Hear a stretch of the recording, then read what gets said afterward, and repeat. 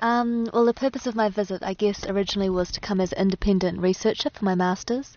I'm doing my dissertation on the role of water within the Syrian uprising, and I guess as I sort of did my literature review for that research project, I started to gain a bit of concern regarding the current refugee crisis in Lebanon. But I'm here really as an independent researcher or as a freelancer on this specific trip.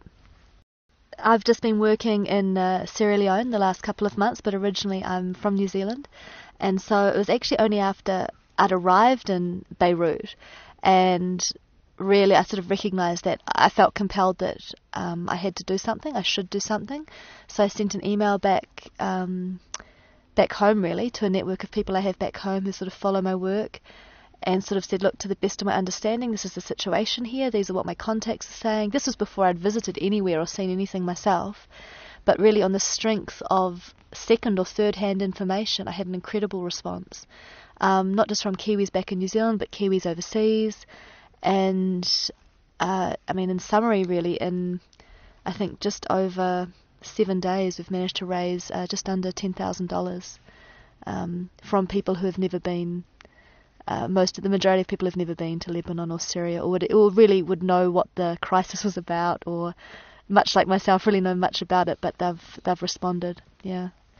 My first visit out to Beqaa Valley was organised through my friend Andrew Robinson, who put me in touch with a guy, Wissam, and we headed out to Beqaa. We met with the local Sheikh and I guess the local sort of civic leader, and then basically went around, we spoke with them, we met with different agencies working here, and then we went to meet with some families, which for me was just incredible. Coming from a background of working in sort of Western and Northern Africa and then sort of throughout Pakistan, such a different context here. And I think there's also one thing I wrote in the email to friends back home is, I guess, is also seeing people in the cold.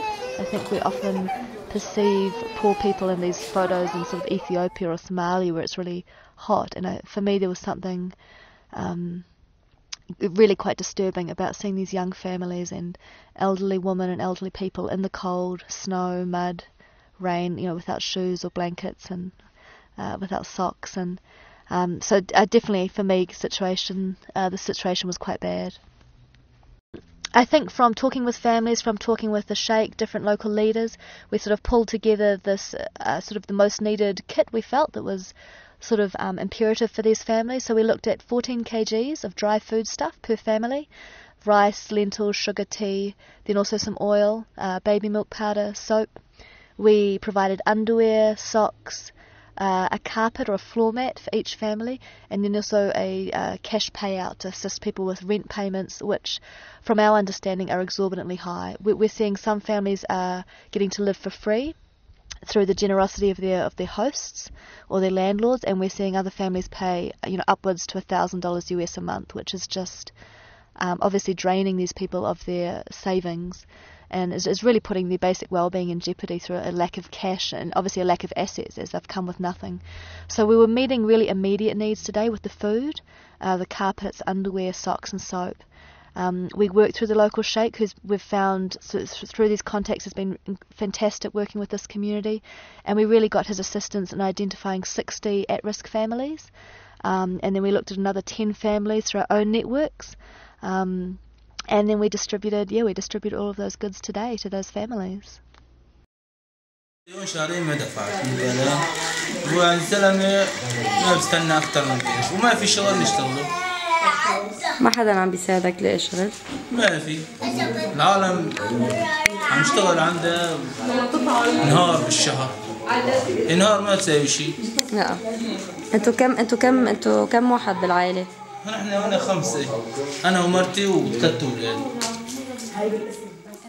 I think one thing that I was really confronted with today was the complexity of the situation in an environment where there's been long-term displacement, not just within the last 2 years of the Syrian conflict, but within a history of conflict within the region, and so we're seeing a lot of movement. And for me, I found it really hard to differentiate between, you can come wanting to give to a certain group of people, but there was a lot of need there that I hadn't anticipated, and I found that quite tough today, sort of working out not only who do we give that to, but then what right do I have to decide, who we give to, like in making that decision, what position am I in to make that position?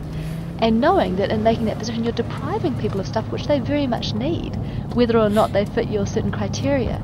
So I think, obviously, agencies such as UNHCR or SAVE aren't in a position to be so free. I think today we found freedom to really give to people who we met, who we felt needed it. And so I think that meant that we had a mixture of responses. Some people were incredibly appreciative.